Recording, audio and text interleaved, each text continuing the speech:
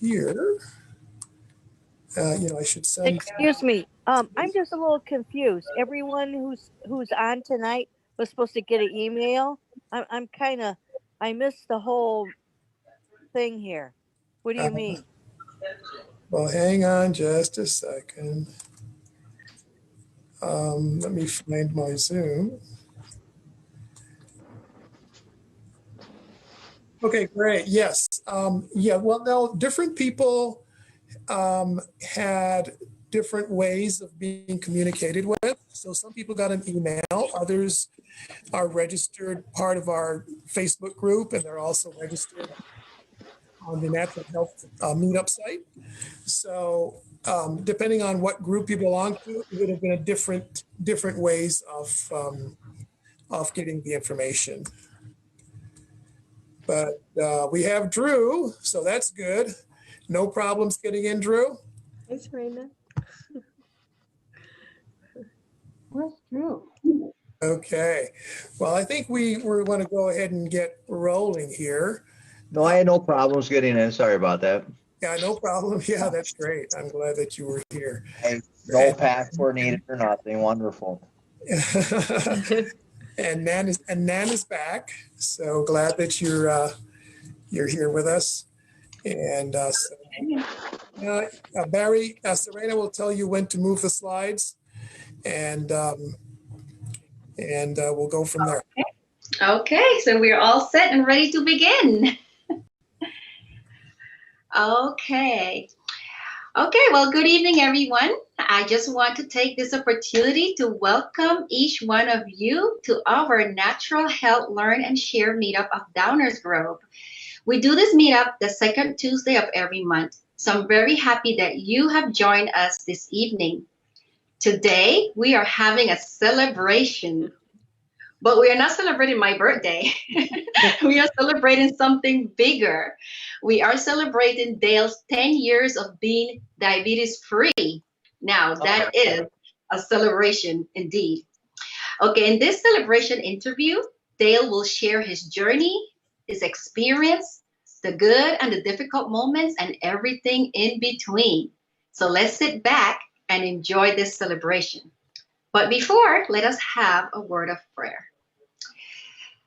Dear God, we just want to thank you for bringing us here together.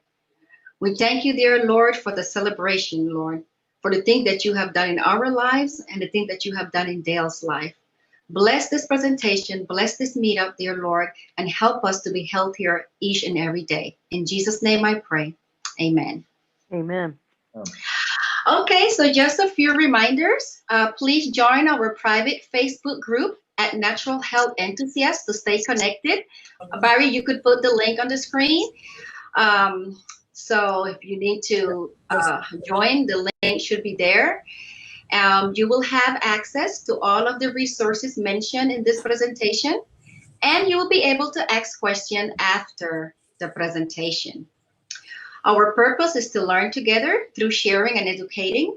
We do not give recommendations on what you should use or do. If any clarification is needed from today's presentation, you may ask, and it will be provided. If you wish to have a private consultation, please send your request to the link that appears on the screen. So Barry, if you're able to put the link, that would be great. Or you can also join our Facebook group. Okay, and I just want to remind you again that the information in this presentation is not intended to be a substitute for professional medical advice or treatment. So all content and information available in this presentation is for general information purposes only. We do not recommend, endorse, or make any representation about the effectiveness of any specific product or treatment through this presentation. The sponsors and presenters of this Natural Health Meetup are not responsible nor liable for any advice, course of treatment, diagnosis, or any other information, services, or products that you obtain as a result of this presentation. Okay, so we are ready to begin. As I mentioned earlier, this is a celebration interview, and I am honored to introduce the interviewer of the hour. Renee Maxfield, an emerging icon in rapid skill transfer and habit acquisition. She has an MA in environmental science and applied ecology from Miami University. She is the developer of Skillopedia and the Rapid Skill Transfer Protocol. She loves Jamaica and participating on mission trips with All Nations Fellowship. She is an avid and brave off-road and cross-country motorcyclist. And she is an emerging natural health enthusiast. I personally know Renee to be a mastermind thinker. She is effective at developing breakthrough strategies through her critical thinking skills. Last but not least, she is a fun, friendly, and kind person. We welcome you, Renee. What else would you want us to know about you? Thank you, Serena. I think you about covered it there. Yeah, I have a big passion for all things learning, life, living it to the fullest. And I've been blessed to know, I'm going to have a hard time saying Dale, so Michael for 14 years and Serena for 4. And our mastermind call that we've had for that long has been such an enormous benefit to me. It's helped me to grow and to develop all those things that you just mentioned over these past years. And so, yeah, thank you for the beautiful introduction. I appreciate that. And so, yeah, but tonight's focus is on Michael/Dale Campbell and his diabetes story. It's a truly remarkable one. It's one that I convey often to other people who are looking to change their life, their health, and those kind of things, and do it naturally, and are so. Well, I'm actually just really grateful that you have this opportunity to be here tonight. This is your first time within this group. This is a group that we've been working with a little over 4 years now. Every month we have different workshops. And we have some regulars and we have some new people tonight, and just really thankful that you were able to join us for this. Thank you. So, but that's great.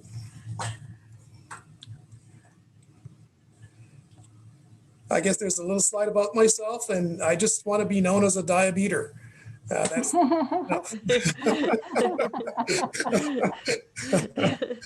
yeah. It's great. So Renee. So Michael, tell us how this all started. When and how did you discover that you had diabetes?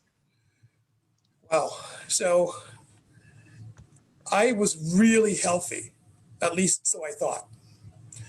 And I was the healthiest guy in town, really, in my mind. And I was, had my chest really big and out, and was just really confident. And so I thought I would go to the doctor for him to prove how healthy I was. And that was, but I was not really all that healthy at all. And to be honest with you, I was quite shocked when he took all the tests and everything, and I had not been to see him. I think it was just about 5 years. And that's really not good to do. You want to stay on track.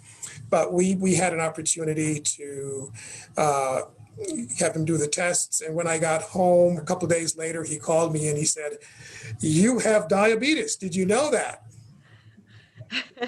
Were you shocked by this? Did you have any indications? I was shocked that you were overlooking prior to this visit? Well, yes. In fact, frequent urination. That was a symptom that I learned from Dr. Amin, that's a telltale sign. Then I had, in fact, I had tingling in my feet. And let's see, what's this commercial, Barry? There's a commercial coming up on here. I don't know where that's from. Drink some soda. Yeah. Yeah, of all things, with talking about diabetes, right? I hope that's not my computer. But that actually is the software. But yeah, and then also I lost a significant amount of weight. And when I was sometime after researching some of the different approaches to reversing diabetes, I came across some information in the Chinese literature that really indicated that the word diabetes in Chinese means wasting away. Oh, we have a little And feedback, wasting Michael. away is one of those things that happens to a lot of people with diabetes. They lose weight and they're happy because they've lost the weight, but really, it's really a telltale sign. So those are some of the things that I just overlooked. And one other, I got dizzy quite frequently. I remember once I was in the state doing a workshop, and Excuse me, can I interrupt? People Yeah. need to mute because we're getting a lot of background noise and we only want to hear the speaker. yeah, So if everybody Barry, could mute who's Barry, not speaking. yeah, can you mute everybody, Barry, except for me? Thank you. Me. And me. And Renee, yeah, thanks, yeah. All right, great. Yeah, so Renee is in as, what are you in as, Renee? I'm looking for your name here. Renee Maxfield. Yeah. Oh, yeah. Okay. Perfect. Good. Yeah. So yeah, I remember once I was in Kentucky conducting a workshop. I got up, I stood up, I was feeling really great, and all of a sudden I began getting dizzy. And I told the audience, there were only like about 8 students in that workshop, and I told them that I needed to go to the hospital. I didn't feel right. And they didn't find anything when I went to the hospital. They said, you're normal, you're fine. And so, but that was also one of those things that was an indicator for me. And so all of those things, I never even thought to go to the doctor and check it out, What did you attribute them to? Individual one-off items Well, or? the tingling in my feet. I said, "Oh, it's winter." In fact, at that point in time, I had a chauffeur kind of to take me from one account to the next. I hired one, and we enjoyed talking with each other. And it was winter, and I just felt, oh, it must be getting a little thing in my feet from the cold weather, and the frequent urination. I had no idea. I said, "Oh, wow, this is not good." But I never thought anything. Never did anything either. Just maybe went maybe over a year with that. And didn't piece any of them together? I had no idea. Remember, I was Mr. Healthy, so I wasn't studying diseases. So some sort of, you had an idea about yourself that actually stopped you out from examining these various symptoms that you had at the time. That's right. That is exactly right. I was so healthy, I had no need to go to the doctor. So were you surprised when he said this to you? Man, I was in shock. What kind of experience was that? Well, shock meaning to say I could feel my heart beating right then. I was scared. But I think the next thing that I did was also interesting, and I went to my favorite ice cream parlor right after that.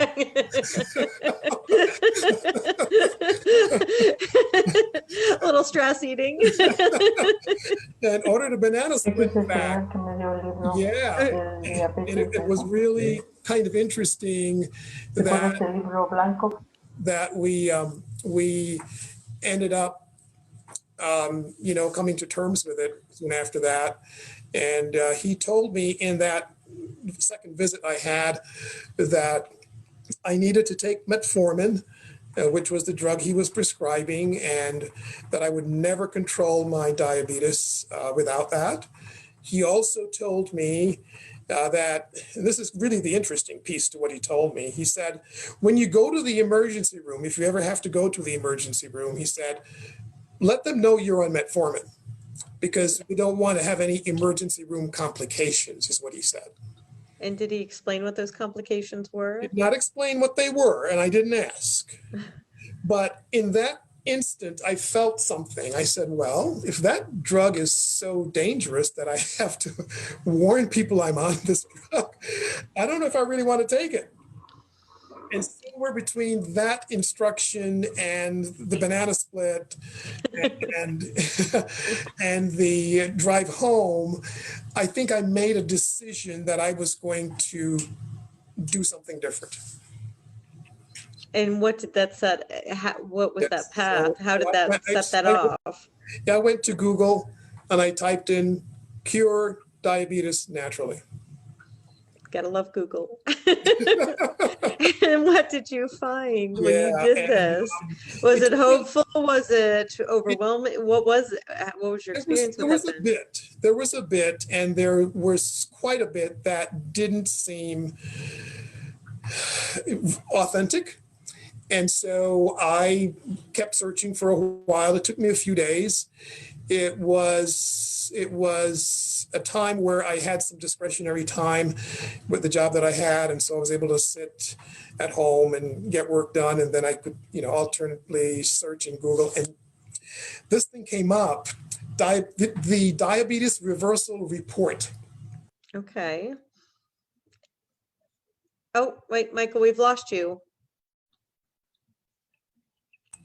Wow. Oh, Okay. now you're back. Okay, Yeah. now you're back. Continue. Yes, $67. The diabetes reversal report was $67, one-time download.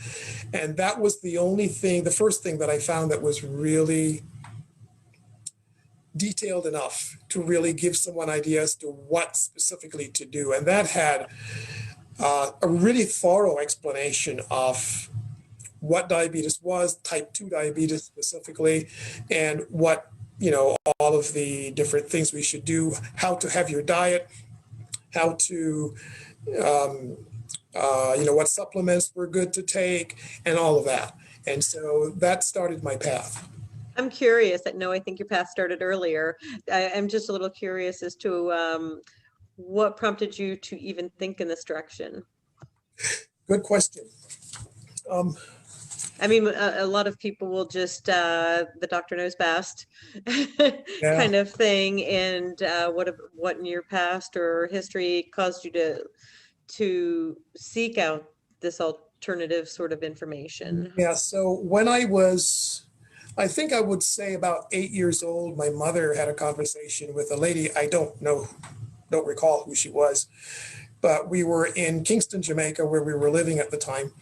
And I overheard the lady say to my mother, give him juniper oil because that will take care of his asthma. And a few days later, I had juniper oil and it smelled really bad. But, but I drank it, my orange juice, did it consistently. I don't know how long, I can't remember now, but maybe a week or two. I haven't wheezed since. Yeah. So you had a positive experience with going a different route than just accepting out of the gate. That's right. The doctor's recommendation. Yes, and when we were kids walking on the street in Jamaica, there's a little piece of succulent set of leaves we call it the leaf of life. And if you had a cold, you were getting a cold on your way home walking, you just grab some of those leaves off the street, you pretend to wipe it off from the dust from the highway, and you pop down on that succulent leaf and the cold disappears within a few hours. So you had quite a few experiences then with something other than the current medical kind of paradigm. Okay. Yes, but also Dr. Amin scared me when he said, when you go to the emergency room, let them know to avoid emergency room complications. That scared me. Yeah. And I said, sure. Yeah. It makes sense to me to even start that path. Okay. Yeah. And so then what happened next? Yeah, especially if you get to the emergency room and you're unconscious. How are you going to tell anybody? Right. Now you understand why people wear medical bracelets, right? Because you know what? Excuse me. I'm struggling with this conversation and this session. Now, please respectfully, I don't understand all the giggling and the laughing. And doctor, when you share your experience, then Renee reacts giggling and laughter. I don't know if that's a nervous reaction, but I thought we were going to have a more serious educational session here, and I'm waiting for this to get to the next level. If it's not going to, maybe I should just exit. Is it Nan? Hang in there. Yeah, we're getting there. Okay, I'm waiting, Just but give you some let's background. just cut out all the giggle and the joking, and let's just, we've set aside this time, and we're waiting for valuable information. Very good. Thank you.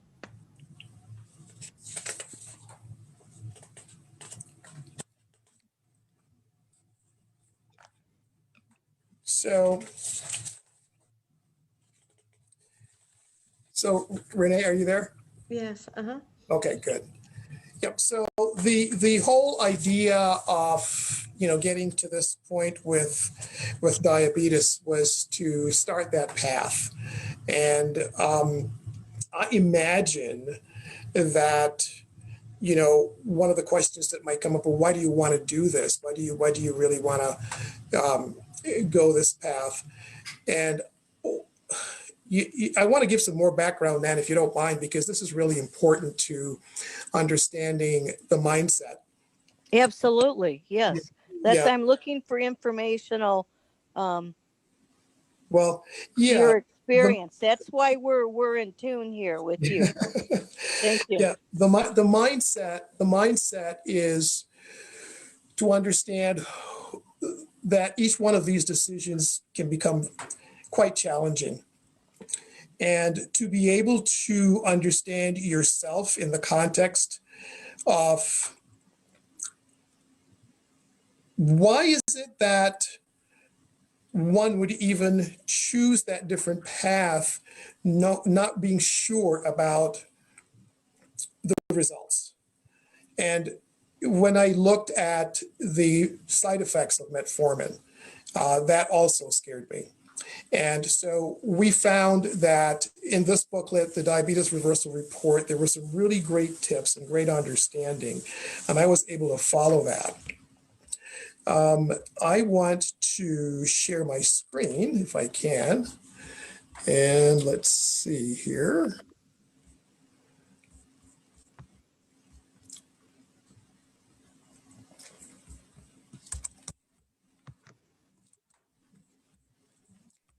So this is what Dr. Amin, can you see that?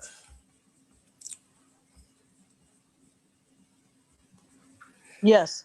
Yep. Okay, great. So this was my A1C, 12.1. And something else the doctor said to me when he saw that A1C, he said, "You're about ready for a heart attack." And so these are the results that I had after 18 months, down to 5.7. Cholesterol was down, triglycerides were down. The ratio with high cholesterol ratios was really good. And the glucose We can't see the right part of the screen where you're reading. You can't see the right part? Yeah, just only the July 23rd. Yeah, that's good. That's good. I want to get better figures for my. Yeah, I could see it. All I had to do was just glide it sideways, and the whole thing. Oh, yeah. You're better than I am. Okay, that's good. Yeah, so these were my results, and it really turns out that we, it was a difficult fight along the way. And so the reason for me to be celebrating as a diabeter is because I really want to inspire people to understand the power of natural health. One of the people that really was really helpful to me was Tony Robbins, the I'm Not Your Guru guy, and Morty Lefko, Stephen Covey, and they all had ways of looking at crafting your own future. And that mindset, I think, is really important for us because it's very difficult when you have friends and you have relatives and you have people who just say, "Hey, you're never going to get better." Or they say, you got to take your medicine, you got to go see the doctor, not realizing that there are so many pitfalls potentially in using medication. And so it is my real pleasure to do this celebration interview tonight with Renee, and to also then say, look, if you want to be a diabeter or someone who is really taking care of your body, you want to advocate for yourself. you want to do some research, which I will share with you some of those good places to find solid research tonight. You also want to look at quality in, quality out. You understand that. One of the techniques that I developed as a result of this research and experience was test and titrate, and do that often. You want to also be in a really positive mindset to celebrate and look at the direction over the speed. A lot of times it's slow progress. And if you have history, to trust the process. So I don't know how many of you remember Roger Bannister. Anybody know who Roger Bannister is? 4-minute mile guy. Yeah, the 4-minute mile guy. That's right. And if you noticed in his story, he was an outlier. He was a guy who just didn't take any of the coaching that was available to him at the time in 1956, and everybody was looking at him really, really strange and says, you're never going to break the record.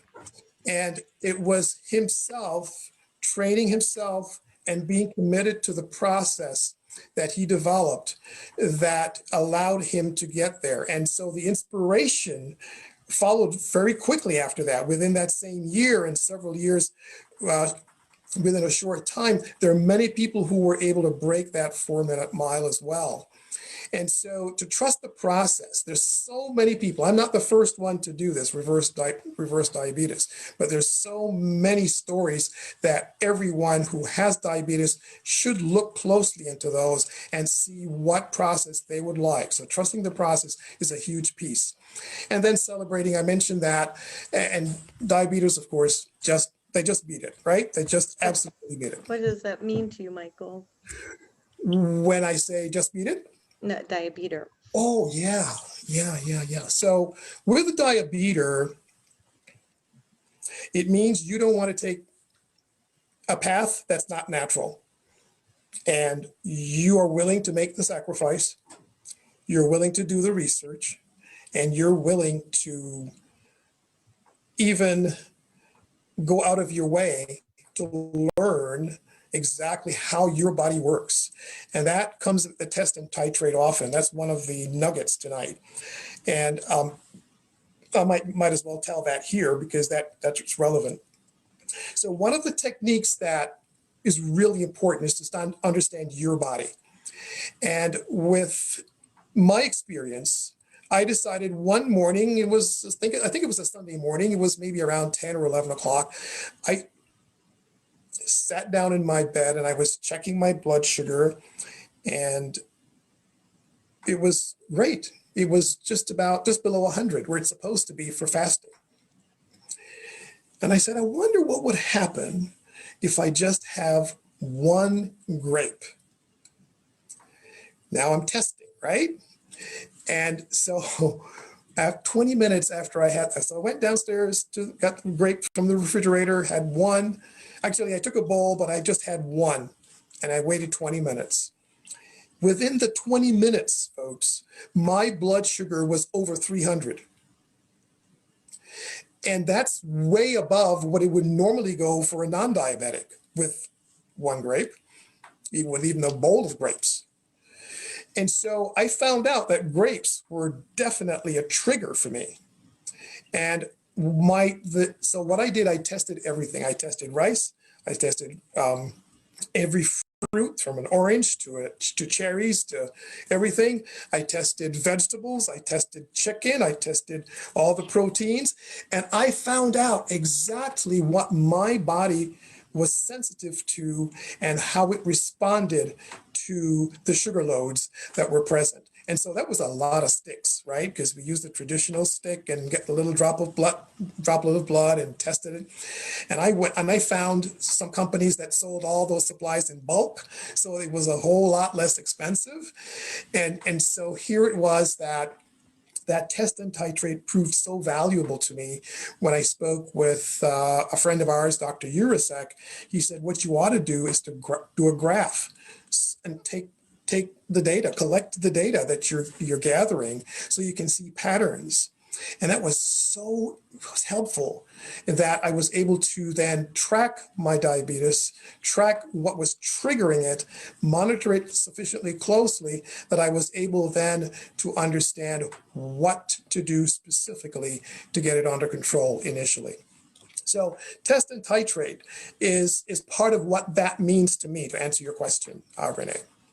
And what are the other discoveries that your key principles that you used to reverse your diabetes? Yeah, let me see if I can get this page up here.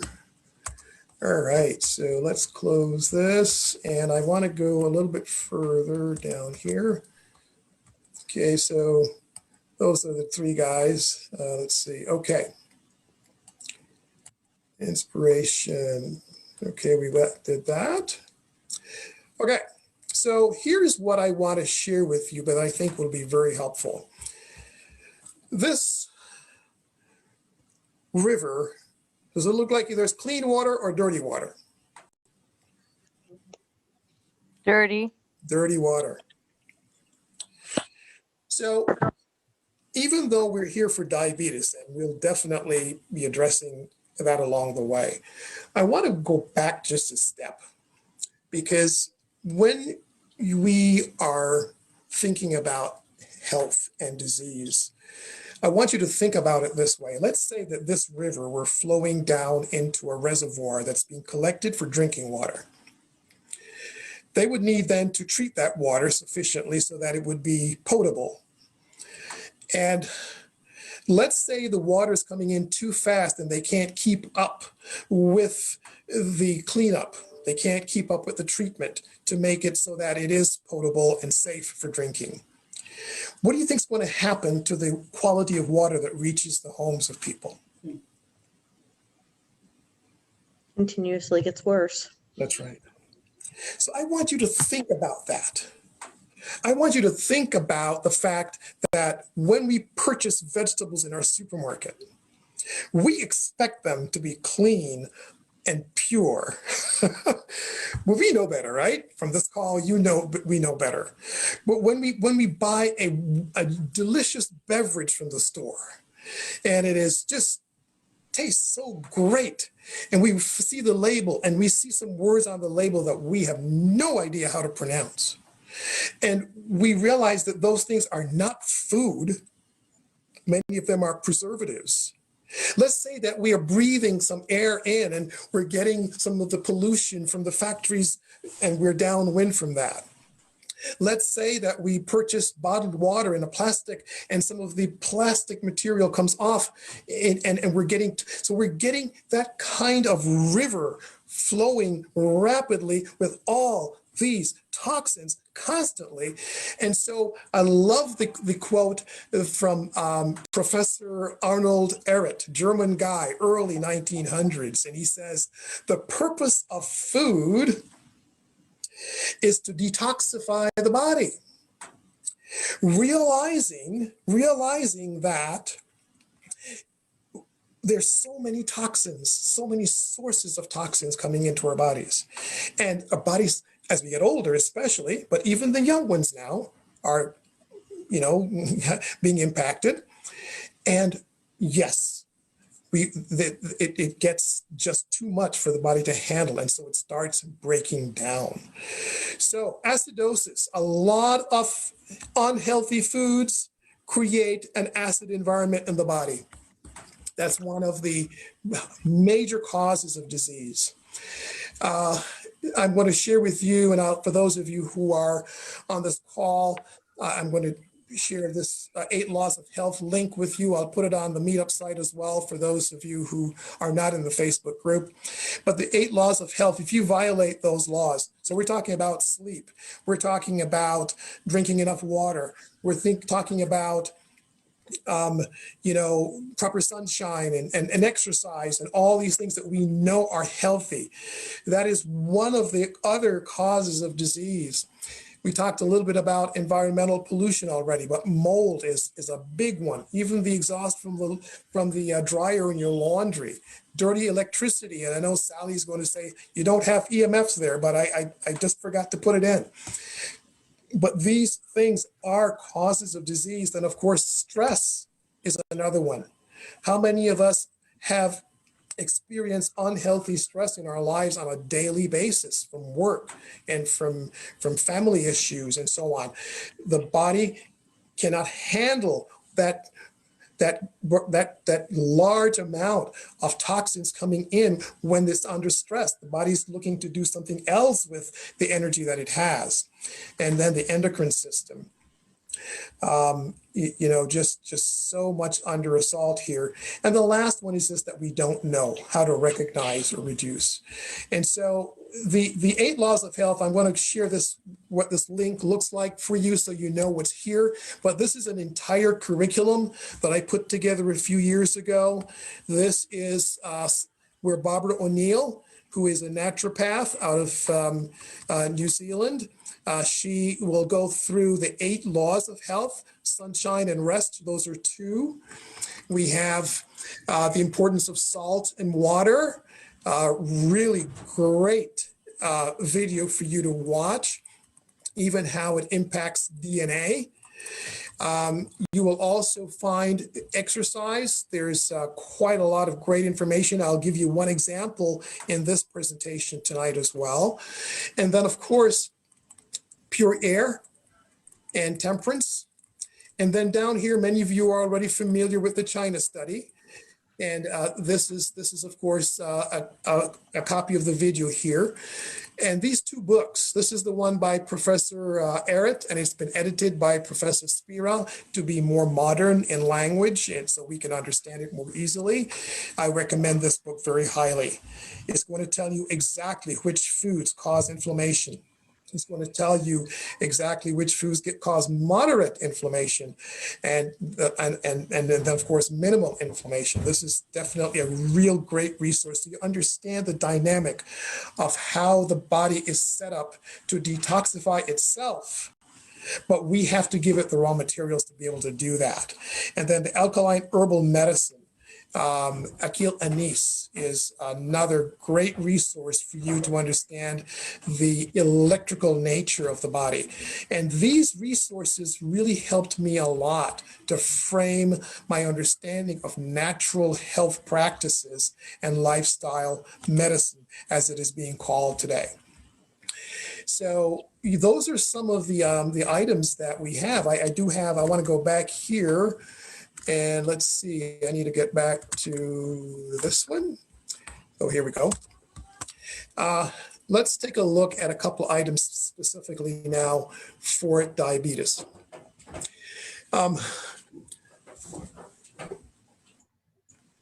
Epigenetics basically says this, and this is really one of the things I want everyone to know.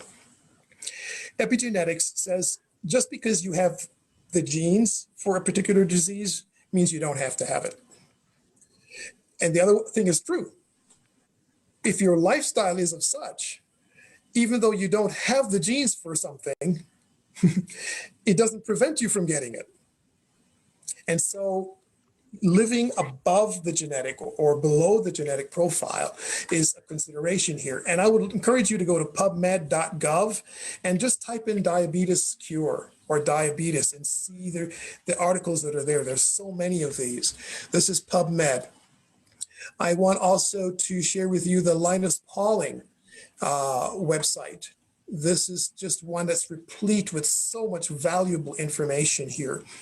And then, of course, Google Scholar is another resource for you to use. And this, when you look at this, I'm going to click on one of these just so that you will see what I mean when I say epigenetics, and you can go there. If you take a look at this site here, let's see. Okay, epigenetics.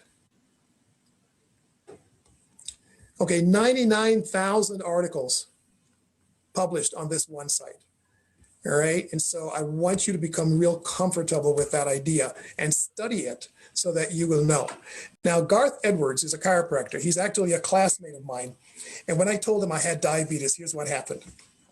He said, hey, Michael, he knows me as Michael. He said, 75% veggies and fruits, 25% protein, And at that time, I was a carnivore, so I was eating lots of animal protein. And then he said, expect marvelous health results, he said. 75% veggies and fruits and 25% protein. When you look at your plate, this needs to be really distributed like that. And it's amazing how things just started to change in my body.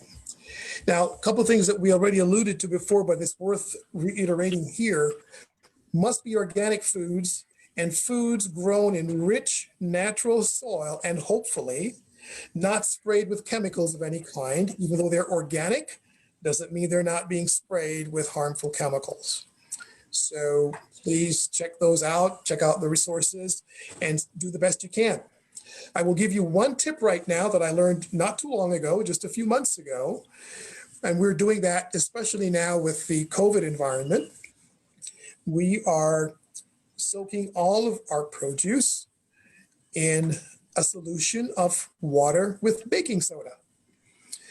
And the baking soda, just put it in the sink and fill up the water so it covers everything. It's about 2 or 3 tablespoons of baking soda per gallon. And just let it sit for 15 to 20 minutes. And a wonderful chemical reaction occurs with so many toxins, including glyphosate, which is one of those very harmful chemicals that looks very much like an amino acid chemically. And so if you look at amino acid glycine and you look at glyphosate, you will see just such a strong similarity between the two. And that glyphosate, the body thinks it's glycine and starts using it. And that's one of the causes of health, of rather causes of disease, of poor health. And so keep in mind that the soil and the way that food is handled is all included in this. Now, there's something here that you should take a close look at, and I'm going to go deeper with this because, and I hope I don't offend anyone with this, but the way that I understand the world is that it was created by a God, and God put all the different pieces in place. And plants actually have a very important function other than just producing food. They also produce or have a symbiotic relationship with very helpful bacteria. And also, they have the opportunity of taking the minerals from the soil and making them bioavailable to us. Problem is, a lot of the agriculture today is just destroying the soil.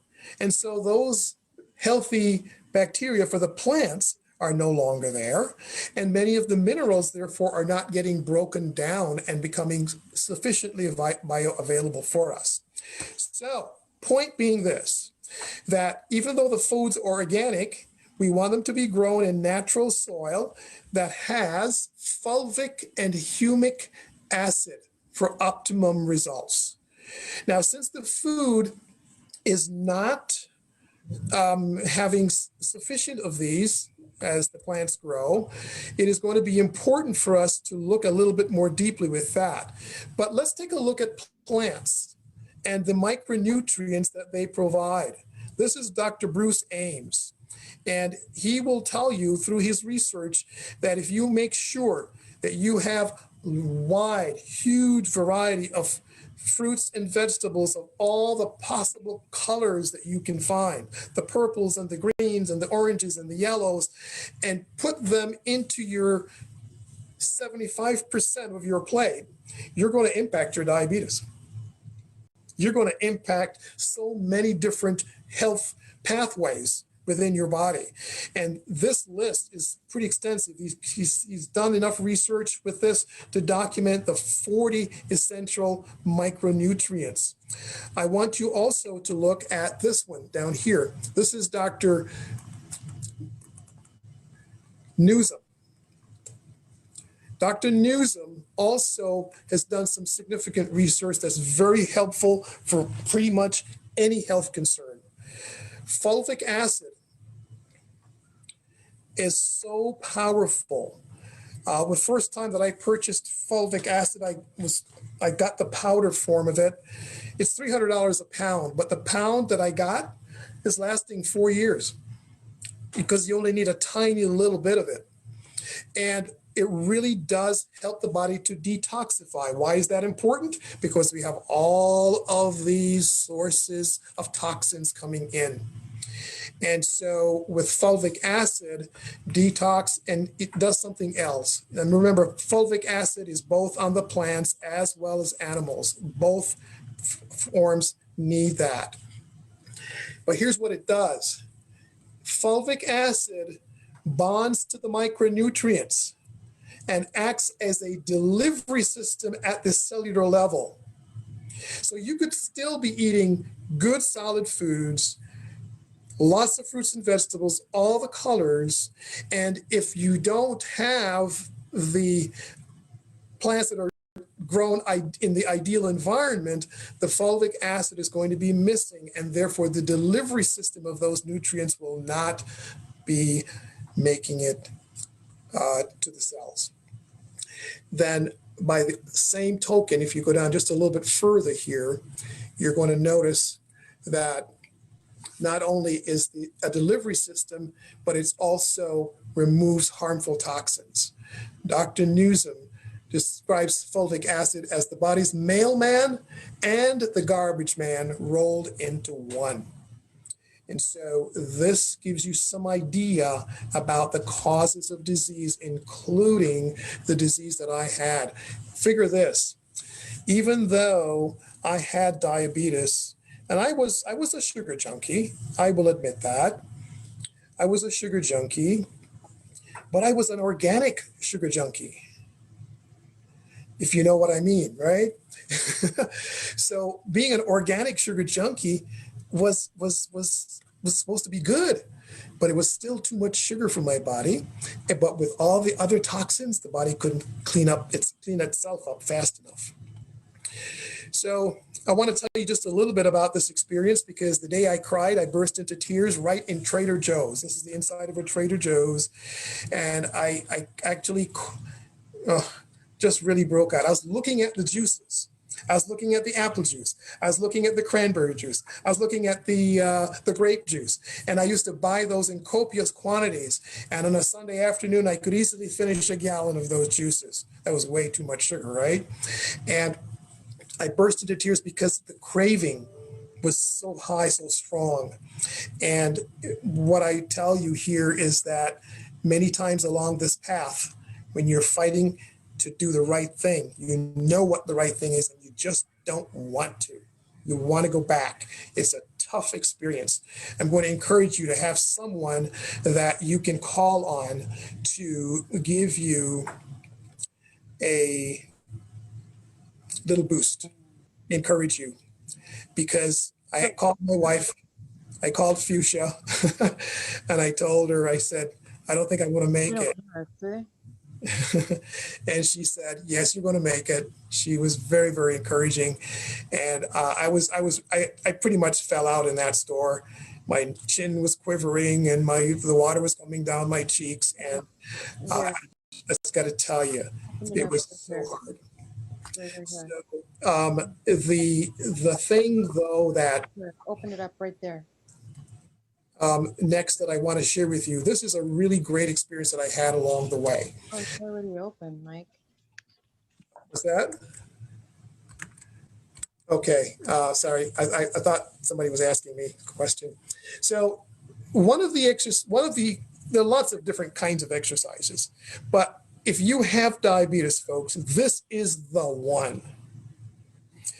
I remember I was at a workshop and I was teaching this exercise. Tabata was here in Chicago. And there was a gentleman there that had one of these devices that monitors his blood sugar on a real-time basis. And I never had one of those, right? Because I didn't even bother to fill the prescription that the doctor gave me. So I didn't have anything really other than sticking myself every few hours. But here's what happened.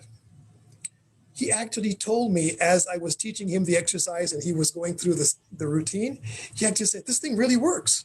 I said, how do you know? He said, he looked at his meter and he says, the sugar has gone down 10 points in 5 minutes of this exercise. So when people tell you to go walking, I don't know if walking is really the right exercise to really impact diabetes. You need something a little bit more intense than that. Brisk walk is always good for cardiovascular, but we're talking about diabetes here. We're talking about something that you want to burn up the sugar quickly, and you want to burn fat so that the cells get cleaned up. Well, listen carefully. Tabata is, and there are Tabata timers, and I have a link in here, so you'll be able to get one easily, but you can search for them on your Android or even on Google. But it's 20 seconds of intense exercise, 20 seconds of intense. So you could do your jumping jacks, or you could flail your arms, or you could do your knee high. And so this person, I saw this earlier, and I thought this was pretty cool because you got a chance to see exactly the different kinds of exercise that you can do in Tabata. You do whatever it is you want, but it's 20 seconds of intense exercise. You rest for 10 seconds. And then you can go in and do 20 seconds of a different kind of exercise if you want, or you can go back and repeat the same thing and then rest for 10. So it's 20 intense, 10 seconds of rest, 20 seconds of intense, and you cycle through that. You do that 8 times. And that gives you a total of 4 minutes. Now listen to this, folks. This is really key because I did this in my hotel rooms as I was traveling the country. I did this. If I went to visit some folks, I'd go out in the backyard or in the bedroom, depending on what the situation was, and I would do my Tabata exercises because I knew that I was building muscle with these exercises. Even though it is intended for cardiovascular, I was still building muscle with what I was doing. And the importance of building muscle is so important because when you have more muscle, it causes more blood vessels to be present in the muscle, and therefore helping to remove toxins and bring nutrients at a faster rate. So muscle is really important. So walking gently is nice, but it's not really going to make that impact for you.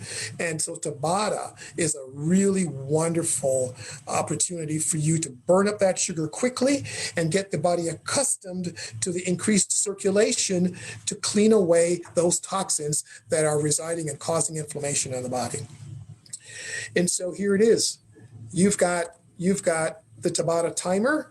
I have a link for you here, and that was a really great find. The reason for the name Tabata, it's named after its founder or discoverer. He's a scientist, Japanese gentleman, Izumi Tabata, and he was the one that did a lot of the assessments with athletes to identify that the Tabata improves your performance more quickly than traditional forms of training. And so it doubles now, of course, as a great exercise for diabeters. I want to share with you also a couple items here. You may think they're just 2 or 3 more items. Dr. Sherry Rogers, one of the people that I read during that time, she's out of New York. She is a medical doctor, Harvard graduate, and she says this. She says that it should be that any doctor who does not recommend alpha lipoic acid for his or her diabetic patients should be put in jail. That's in her book. And I just want you to know that alpha lipoic acid is such a wonderful supplement. It is so inexpensive, and it will provide a large amount of inflammation removal from your body, from the cells in your body, from the circulatory system, from the arteries, and from the veins all the way through. There's a lot of inflammation when we have those toxins that the body can't handle. And the first signs of that simply means that what the nutrients are in the bloodstream can't get into the cells. And in addition to that, the toxins that are in the cells or the products of metabolism just can't get from the cell into the bloodstream to be carried away. And alpha lipoic acid helps with that to speed up that process. I also want to tell you about the research done by the United States Department of Agriculture. This study was done in Pakistan. And this is all stuff I'm learning, right? This is all stuff I'm learning on my path. It took me 1.5 years to gather all of this stuff. And here it is, the USDA found that cinnamon is one of those spices that truly helps diabetics. It's not the cure, though. It pretty much works just like a drug would. It removes the sugar quickly from your body so that the sugar is not so high. That's still good, right? But the alpha lipoic acid is the one that's removing inflammation, which is one of the causes of disease, one of the main causes. And then the cinnamon, of course, is helping to move the sugar out of the bloodstream into the cell. And what many diabetics find is that their energy comes back once they start getting the sugar into the cell, out of the bloodstream and into the cell. And so cinnamon and alpha lipoic acid were two of those items that I used that really made a significant impact. And let's see, what else do we have here? I think that's it. So these are the things that I would like my aspiring diabeters to know.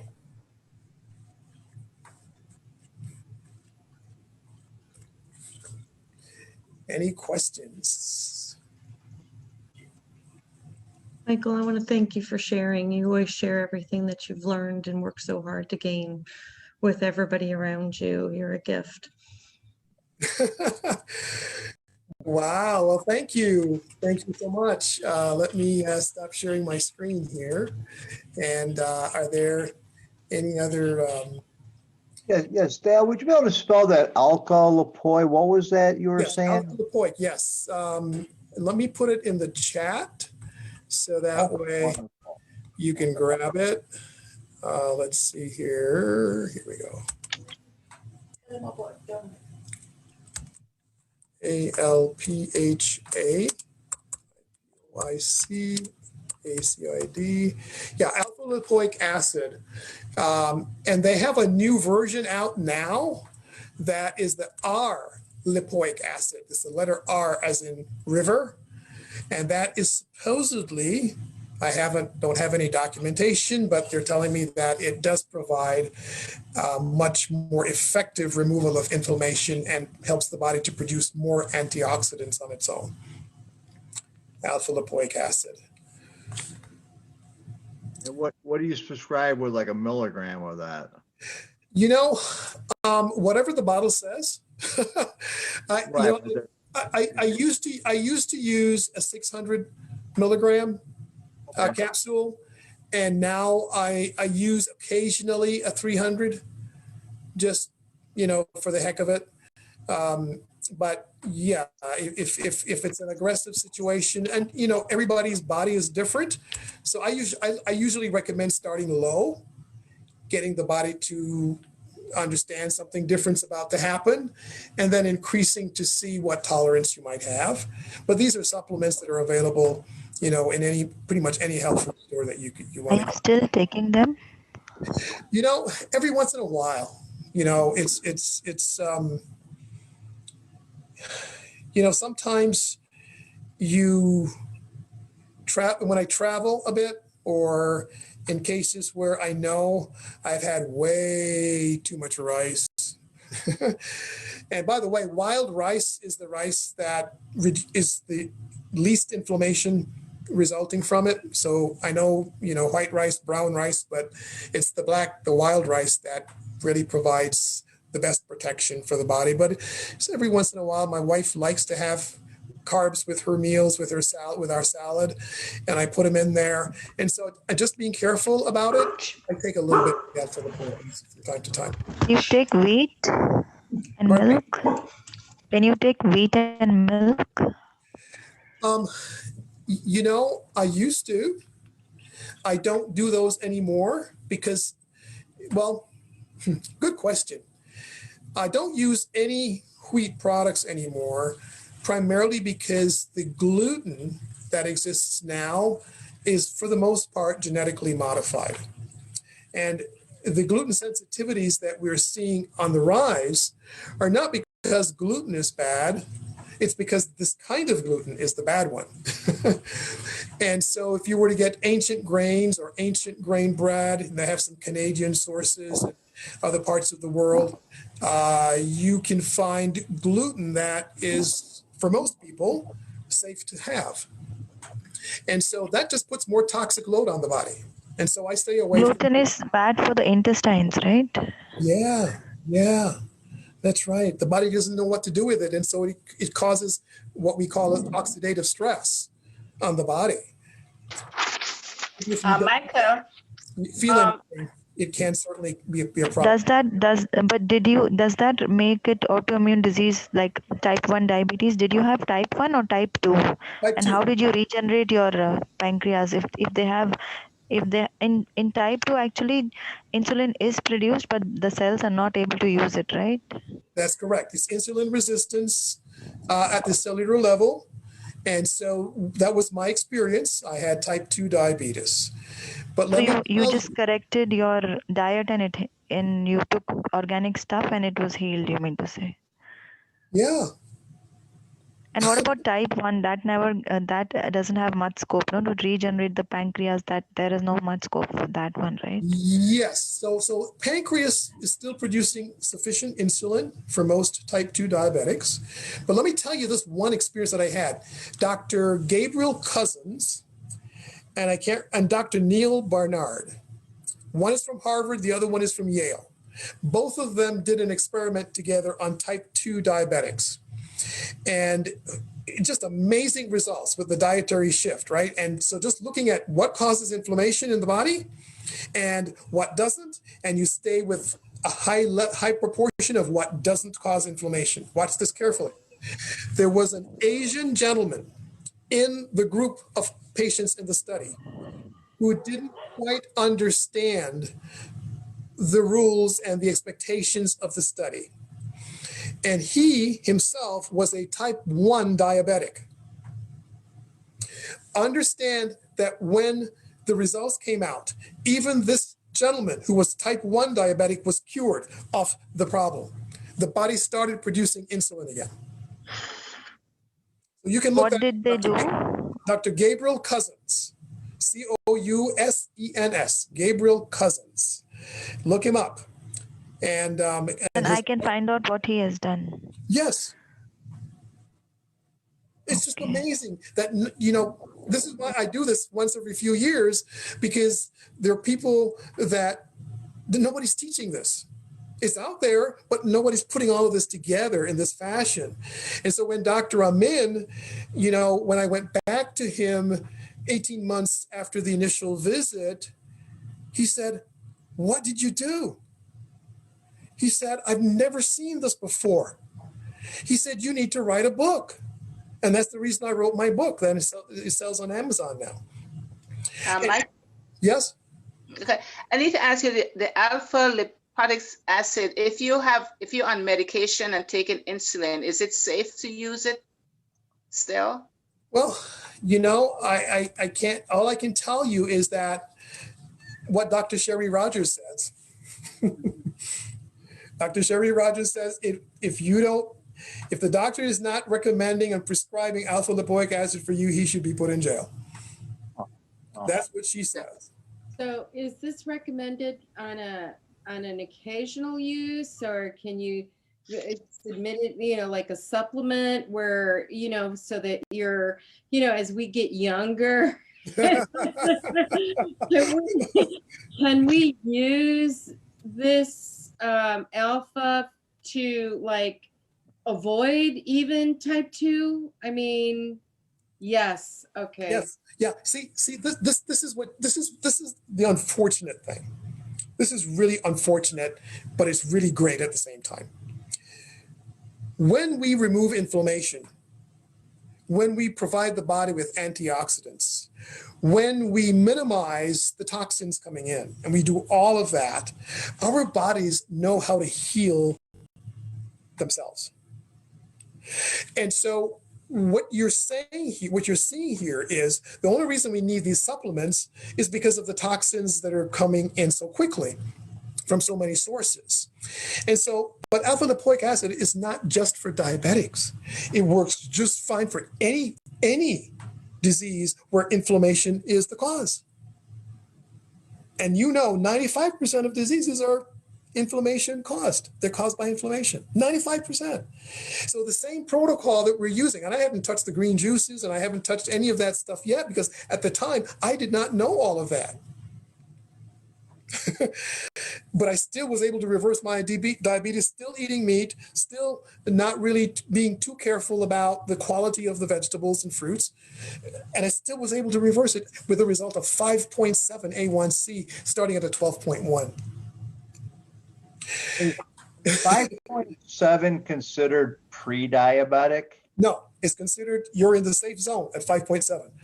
Okay, I just recently kind of reversed my own diabetes. I'm a little bit below a 6, and I've done it by fasting 1 day a week. Yes, fantastic. And I have and what I found with fasting is I could have under 100 sugar, then go exercise and recheck my sugar, and my sugar could spike without eating, which I thought that's my body releasing its own sugar to give me energy is kind of what I thought, which That's is correct. how you lower your A1C. And I got a question about it's real interesting. You say you eat one grape and your sugar just goes outrageous. Now, is that a cause from the sugar in the one grape, which I really find hard to believe, or is it a reaction that now your liver is just expelling more sugar into your blood, which made it spike? It's just hard to believe one grape can do that. And did you try different things like, I could eat an orange and it doesn't spike? But what was it with the one grape other than other foods that would make your blood? What I did, Drew, and that's a great question. What I did, I really wanted to understand from my body. The grape for me was the one thing that made a huge difference. Everything else made a difference, but nothing that huge except the grape. And it was a green grape. not to say that a purple grape wouldn't do the same, right? I'm just being a little facetious with that. But the point is that for me, that was a trigger. And fruit juices in particular, the apple juice and the orange juices, obviously there's sugar there. But those things really caused high spikes. Nothing like the grape, but very, very high. And so it's really important for you to know, I think, so that you can identify how your body is responding to the different foods. So I did it with rice. I did it with beans. I did it with the meats. I did it with potatoes. Potatoes was another one. That was a huge spike for me. And then I found a recipe also done by the Chinese that mixed eggs with bran, with wheat bran, and with flour. And the benefit of that recipe with the bran, it really, even though it did have carbs in there, it was released very slowly because of the bran, and it never spiked your blood sugar at all. And so you could safely use that particular mixture of eggs and some nice seasoning in there and so on, and just mix that stuff up into a mush, and it would. It's like eating flowers. Which flowers? Yeah. And watch this, guys. I used to travel with that stuff because at that time I was traveling all over the country, almost every state, every single week. I took my stuff, prepared it on Saturday night and Sunday, and left Sunday afternoon and took that stuff with me on a plane. And the TSA, they got to know me. Is it like raw flour or the powder of the dried flour or cooked flours? It was cooked. It was all cooked. Yeah. Like It was any all. flour, rose, or we can take any flour. Mm-hmm. Hmm. Yeah. And so this has been my experience. I hope that this gives you hope. I hope that gives you somewhat better understanding of what it is that natural healing is all about. It's not about the specific disease, even though we've been trained that way in the Western cultures. All right? Pharmaceuticals are being used because that's the approach. It's about prescribing something for that thing. Yes, there's some of that in the natural world, but more importantly is that micronutrient combination. Those 40 micronutrients is more important, the quality of the food, and to use food to detoxify as opposed to having a fun, happy palate. Can you please tell how many eggs and how many spoons of bran and how many grams of flour? You know what? Are you part of our Facebook group? No, I No. don't know. I don't Okay, know. so yeah, we're going to show that on the slide coming up here in just a few minutes. If you could go to the Facebook group, it would be easy for me to post that there. The recipe is in my book, but I'd be happy to post it in the Facebook group for you. And does having fat like clarified butter, ghee, or egg yellow of does that eating it with the carbohydrates, does it cause more less sugar spikes? Like I heard if you eat the egg with the yellow, it's better than only eating the whites. Yeah, I used the whole egg, so I really didn't test anything different. I used the whole egg, yolk and white together. And does the fatty liver or cause diabetes, and how can we treat that fatty liver if it does? I didn't catch your question. Please repeat it. Does fatty liver also lead to diabetes? Fatty liver. Oh. Fatty liver. Fatty liver is a huge problem because then what's happening? You're not getting rid of the toxins. They're flowing around in your body and not getting out. So yeah, absolutely. It exacerbates the inflammation, especially the inflammation within the blood vessels. And so the communication between cell and blood is compromised. How can we treat that?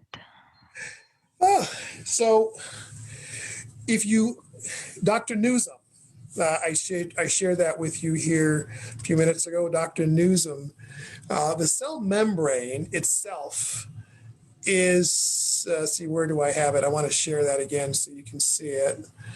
Let me go find it here.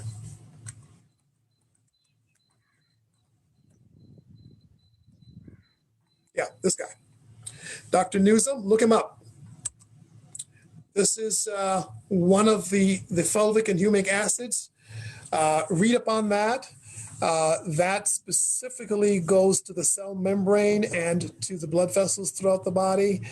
And I would recommend that you look at his information to guide you on that. And does leaky gut also lead to diabetes? How can we cure that? Yeah, same deal here. You may want then to look at the balance of your microbiome, the healthy bacteria, and be sure that you have a wide spectrum resource for that. The impact of leaky gut is simply, in fact, it is the toxins. Glyphosate has been touted as being very much responsible for leaky gut, in addition to excessive alcohol and so on.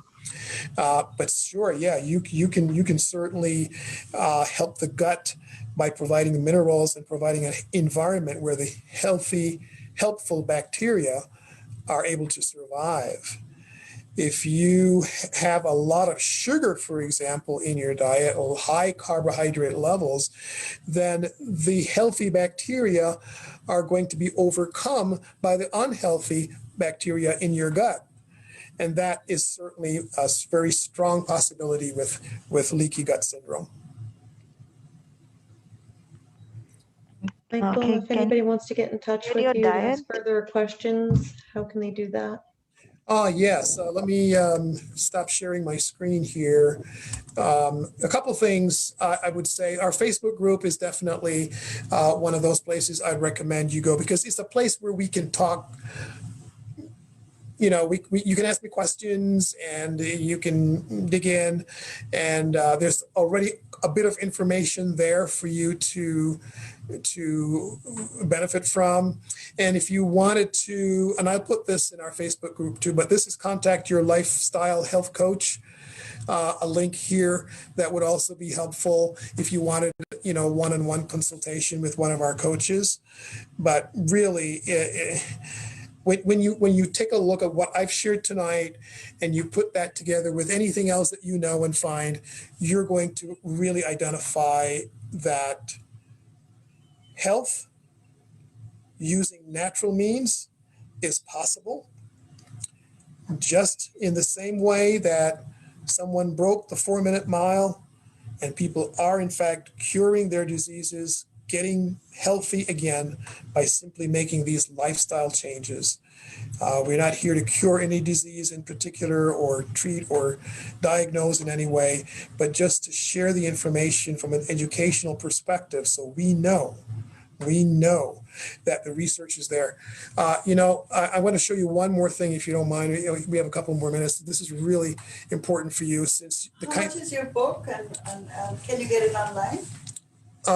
That's a question. The book is online. It's on Amazon. And let me do this. I want to share a resource here as well. Let me bring that. I had a question. I was wondering if there was one particular thing to start with or to do first that would reduce the level of the blood sugar. I have many things: reduce stress, diet, exercise, alpha lipoic acid, fulvic acid, reduce carbs. And I was wondering if there's one particular thing that you recommend to start with. When we start working on a protocol for our clients, it's really starting with detoxifying the body. And I would look at the fulvic and humic acids here. I would also recommend the water intake to be sure you're drinking enough water, pure water, and the exercise. I don't know what level of A1C you have or you're talking about, but everything depends on that. But the simple things first, where I started, 75% veggies on the plate and 25% protein. It's a good place to start. It's simple and easy. And then you can add in these other items that we talked about. You recommend fasting? That seemed to. Yeah, in fact, I'm glad you brought that up, Drew, because next month, that's the topic. Yeah, it's I kind of look at my diet. I look at my diabetes as, and I tried to get onto your thing a few months ago. Then I recently went to the doctor, and he's like, he couldn't believe how my A1C dropped, and and I want to be off my medicine, my metformin, and yes, I kind of just took on an attitude of, hey, look, to myself, this is a dietary disease, and I can cure it with a diet, with diet and extreme exercise. And it's like, like you said, hereditary. I inherited bad eating habits, strictly. When the doctor told me I had diabetes years ago, it's like, you're kidding me. I feel like $1 million. I don't eat sugar, but boy, I love pasta and bread. Yeah. And and I just came to a point where I got a dietary disease. I'm going to cure it with diet and exercise, rigorous exercise too, the type you're talking about. I dropped a lot of weight fast. I fast 1 day a week. I lose a half a pound a week for the last probably 2.5 months. And Do you I'm doing. not eat anything? Like, do you fast not eat anything? Just drink water or what? I completely fast from, I do it every Sunday from Saturday night about 10 o'clock to Monday morning at 10 o'clock. And I do lose approximately a half a pound a week, and I don't really change. And I do change my diet during the week, and yes, I do drink water, and I will have a cup of coffee, and I also take probiotics. I started taking them. I think Dale was talking about gut health, but yeah, but I basically don't do nothing but water, and mentally it was tough at first, but now it's simple for me to do. Could I jump in there? A few years ago, I was reading about vitamin D, and doctors do not tell patients to take vitamin D for diabetes.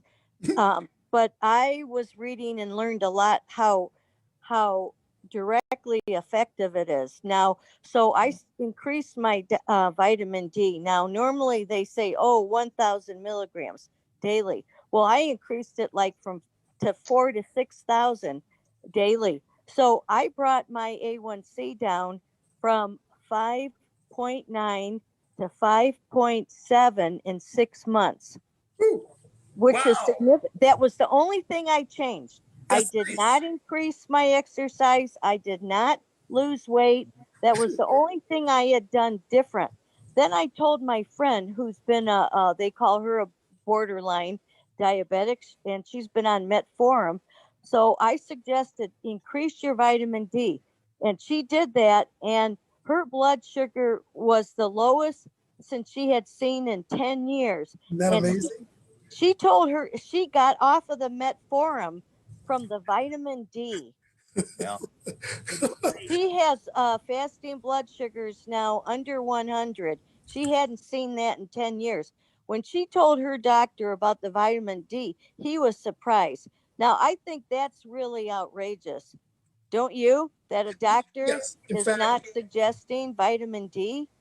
yeah, and that particular, in fact, that's where I'm going to share my screen again so you can see that. That's where the endocrine system conversation is, and really significant to making sure that the body has what it needs. The vitamin D3 deficiency, step number 7 here, vitamin D3 is not a vitamin at all. It is actually a hormone. And it is responsible for approximately 200 plus biochemical reactions in the body. And it's vital. And most everybody in the United States, especially in Northern Hemisphere of the world, have deficiencies of vitamin D3. The other thing that you should know is that when a physician prescribes vitamin D, it is most often vitamin D2. That's what the pharmacist understands if you were to go that route to pick it up. Please know that that has no impact on your vitamin D levels. It is vitamin 3 that your body really needs in order to boost the serum levels of vitamin D. So, yeah, so that's going to be very important for you there. But next month, it's about fasting. And Drew, I'm going to, if you can send me, I'd like to talk with you just a little bit, because maybe the presenter that we have has been doing fasting now. He's lost 80 pounds in 6 months. Yeah. And he's doing extremely well. I mean, just a really great, but how he did it and the protocol that he followed, I would like us to learn. I'd like to learn from him myself. And I've started personally intermittent fasting, which is several days in the week going for 18 hours without eating. And that helps the body also to detoxify and get rid of the weak cells and so on. So I picked up my information on fasting through Dr. Fang, some guy on YouTube, or he was on the internet, Fang, and one thing about fasting, I know people get on the keto, this, that. You always hear good things and bad things about diets. I have never heard one bad thing about fasting. That's a fact. Nobody's ever said, and people that say, that ain't good for you are usually people that can't do it or don't have the mentality to do it. But I never heard a doctor say, you shouldn't fast, because, to go 36 hours, even 18 hours without eating, it's not going to hurt you.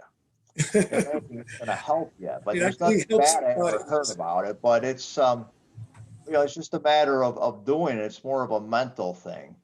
Yes. But And the discipline is good too, right? it definitely, it took down my A1C, and I'm below a 6 now, and it's like, wow, it's like, okay, all I had to do was a few simple changes, and it's, and I kind of try to, kind of encourage my family too, who I inherited bad eating habits. That's for damn sure. And they most of my family's still diabetic, and they just won't change their eating habits. That's why I talked about Tony Robbins and Morty Lefko and Stephen Covey, because the mindset is really important for this process. It's making a But switch. some people get low blood pressure and they feel like fainting if they fast. What can they do? Well, a juice fast might be good.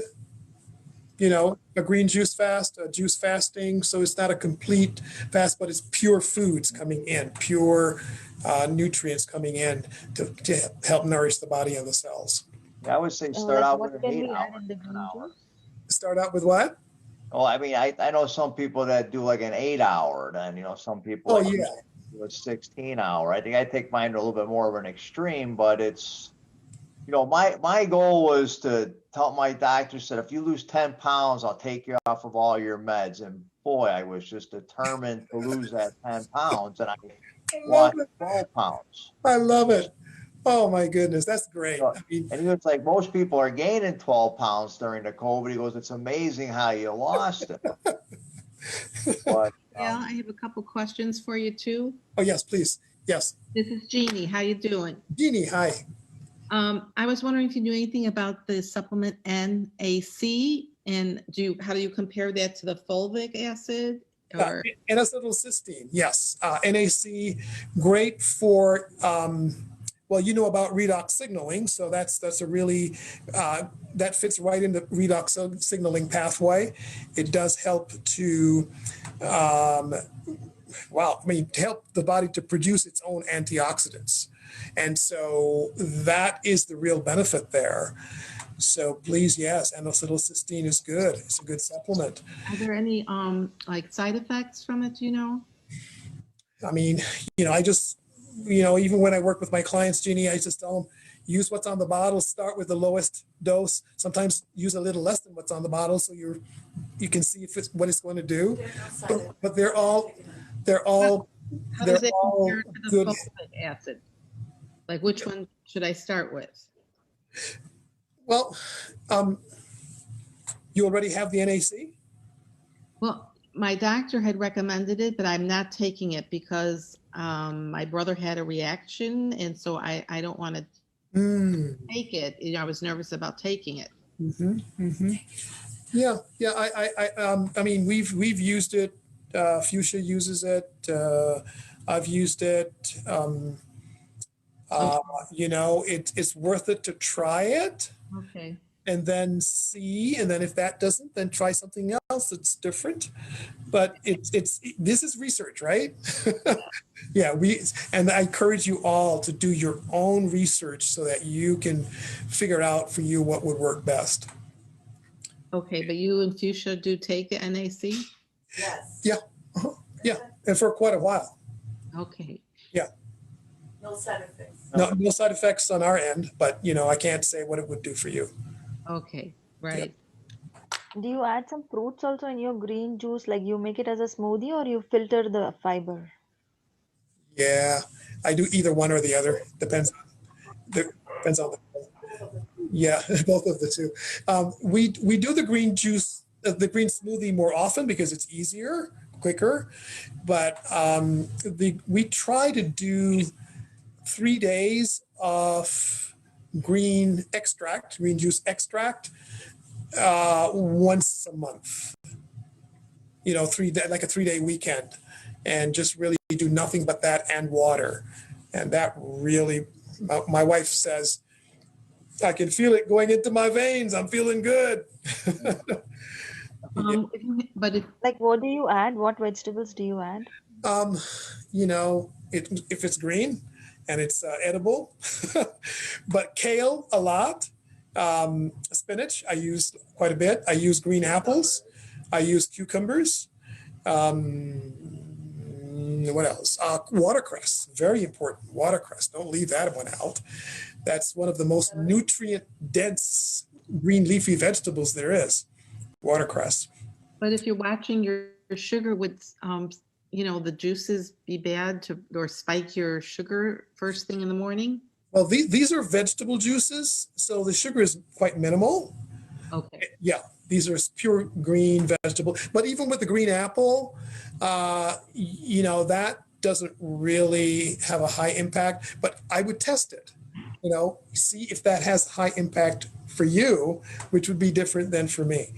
And the thing that But you could probably add like wild blueberries or something. yes, wild blueberries are great. Yeah, sure. Michael, excuse me, why the green apple? I know you're singling that out, so I want you to just. Thank you, Michael. Well, one of the things that we know, and I got this actually from Serena, that with apples, they're pH neutral. And so one of the things that happens, you're not altering the pH of the green juice in any way, and you get a slightly better flavor out of it. And so that's really the purpose of the green juice, the extract, to help the body move slightly more alkaline. And so that makes it more efficient, helps to remove the toxins, the inflammation, and just increases the efficiency overall of all of the physiological pathways in the body. Does red apple have more sugar and carrot also have more sugar? What has more sugar? Red apple and carrots, are they having more sugar? Yeah, they do. I mean, it's a different kind of sugar, but keep in mind the study with Dr. Neil Barnard and Dr. Gabriel Cousins. They just switched their patients to fruits and vegetables. They didn't care what it was. And in a few months, they were all cured of diabetes. Even bananas, all that, watermelon. I know. It's strange. It's counterintuitive, right? It doesn't seem like it would be work that way, but that's the way the body, when you give the body what it needs, the body will heal itself. And so those what about green wheatgrass juice and all that? Yeah. Spirulina. Again, I do not use the wheatgrass juice only because I don't have the right machine for it. I know the Green Star can do it, but they seem to have some other machines that seem to work better. And then although I like wheatgrass juice, I find that it gives me a breakout on the skin. And so for that reason, I stay away from it. Michael, one other thing that you had mentioned about the cinnamon, I didn't have a chance to ask you. You and I have talked about this before. There's a certain type of cinnamon that we should stay away from. Do you remember what kind of cinnamon that is, or what type we should actually look for? Yeah, the one that the research was done with is cinnamon cassia specifically. And see if I can find it here. So you can. Do we take 1 pinch or quarter spoon? What is the quantity you advise? Can we take with early morning with the smoothie or with the water? Yeah, or with in fact, yes. Many people add it to the smoothie, a half a teaspoon to a teaspoon. This is what I want to tell you. When I say test and titrate, I mean test and titrate. If you have diabetes, you want to know what's working and how well it's working and how much it's working. So if you're going to use cinnamon, and I'm going to tell you my experience with cinnamon, I made cinnamon tea. I put a teaspoon of cinnamon in a cup, maybe about 6 ounces of water, hot water. And I was sitting on my back porch and just sipping the cinnamon tea. And it's nice and sweet already. No need to add sugar. It's automatically sweet. You mean you just boiled the cinnamon, but you didn't filter it, just boiled and drank the whole thing? Yeah, right. And one thing, if you're using unprocessed cinnamon, then you want to be sure to take the oils, the resins that float to the top of the water. You want to take those off before you drink it, because over Otherwise, time, we can take the stick. We can use the stick and boil it. You can use the stick. That's and then better. monitor to see how well it's working. All right. But here's the point. On my back porch, I'm just sipping this cup of tea. And I said, you know what? Let me check my blood sugar. It was down to 60 within a half hour. But you use the stick or the powder? I use the powder. But we're kind of bouncing a lot here. What about the kasha when the one gentleman asked which was the bad one? You didn't actually answer I don't him. know. I don't know of a bad one. The one that the research was done with in Pakistan by the USDA was cinnamon cassia. And so Bad or good? That was good. That was a good one. Okay. Yeah, cinnamon cassia was the good one. That was the one that I used specifically and tested on my back porch. Isn't there another one that's supposed to be good too? It's let me see what I have. Yeah, I'm not familiar. Oh, here it is. Yeah. Folks, I know we're way over time, so we're going to wrap it up here in a couple of minutes. I mean, is carrot harmful for diabetes? Does it have sugar? The what? Is carrot harmful for diabetes? Does it have sugar? Yes, Carrot? he said it has high sugar. Yes, Yes, he it did. does have high sugar, yeah. But again, just go back to the Neil Barnard and Gabriel Cousens research, and you'll see how those diabetic patients, every single one of this is a small group, I think like 12 people, but every single one of them came through just with that change. I thought Have you given your diet in your book exactly what fruits, how much quantity of fruits? I have several recipes, and I have several supplements as well, even those that worked for me and those that didn't work for me. All of those. Because you mentioned 75% vegetables, but you didn't mention fruits in that. No, I did not. You were not taking much fruit. Yeah. Initially, I stayed away from fruits completely until I read Dr. Gabriel Cousens' research. But yeah, the veggies are more of a source for the micronutrients.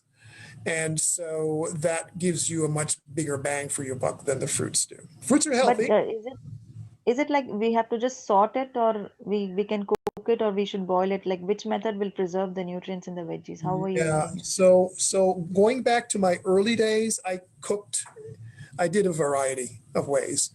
But now I'm 93% raw foods. And so I don't cook. We rarely ever cook anything in the house anymore. But yeah. What do you have for breakfast, lunch, and dinner? If you don't cook, like what? Well, I have a smoothie for breakfast, and I have a salad in the afternoon. Michael, Jeannie's got some cinnamon there. Yes. Yeah, I was wondering if this Ceylon, CEYLON, is that one okay? I really don't know. I'm not familiar with it. I saw that this afternoon when I was doing some poking around in Google. What I would do, Jeannie, I would type in and see if any research has been done with that particular cinnamon. Okay, thank you. Yeah, that's what I would do. Can we add chia seeds and protein seeds like pumpkin seeds to this smoothie? Yes, absolutely. I even sprout my own and include those in the smoothie. So we can sprout the pulses and all that. Yes. You want to have dense nutrition and make it. Can we have raw aloe vera also? Can we just take it from the plant and eat it raw aloe vera? What is that one? Aloe vera, like aloe vera plant is. Oh yeah. I mean, if you find that, especially if you get the gel, you get the gel, and you can use it.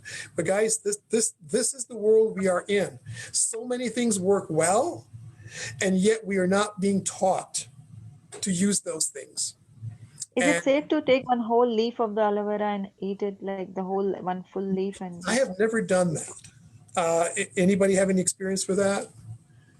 Like I was just wondering, what's the quantity we have to eat for the aloe vera? A whole leaf of aloe vera, that seems drastic. Me too, I agree. If she's not taking, she needs to just start off with a very small piece and gradually increase it. See how her body reacts. That's the answer. She's looking for some radical answers, and our bodies don't work that way. That's right. Well, folks, I want to thank you all so much it's just vitamins, so for coming out and for sharing this time. We had a tremendous opportunity to share. Was my celebration interview.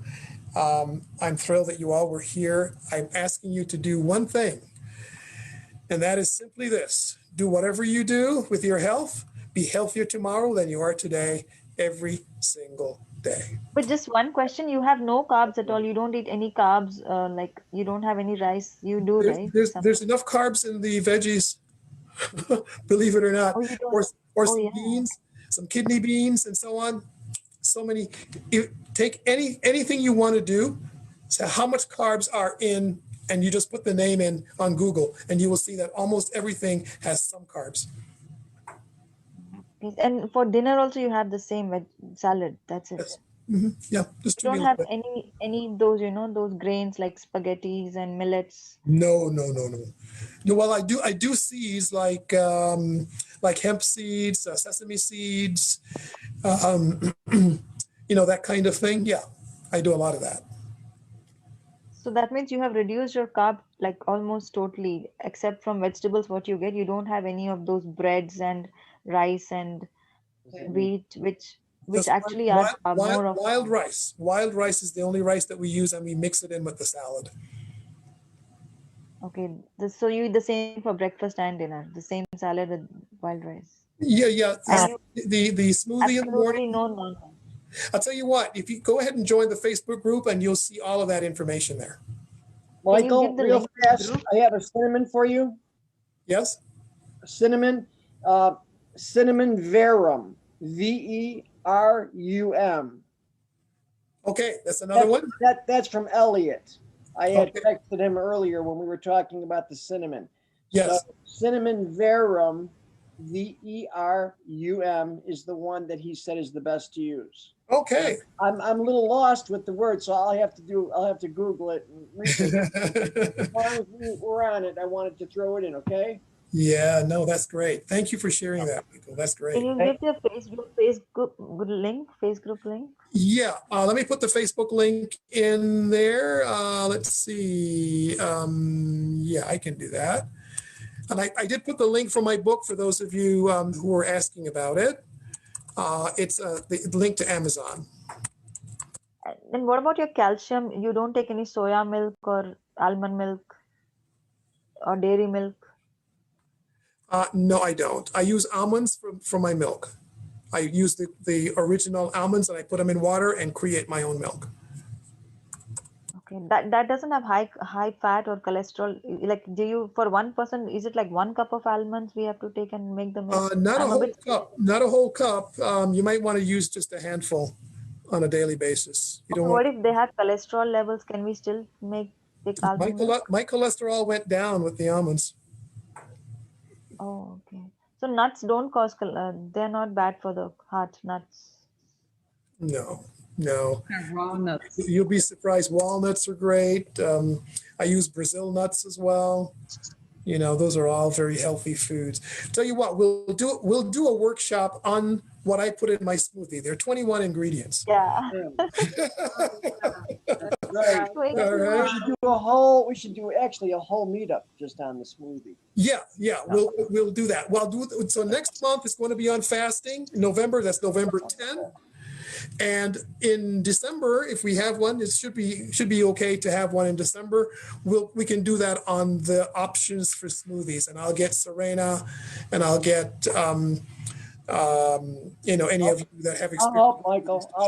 I'll volunteer to do some smoothies down there with you. Okay, fantastic. If we're together by then, I don't know. Yeah, well, either. That would be great. Yeah. Because we don't know what to eat otherwise.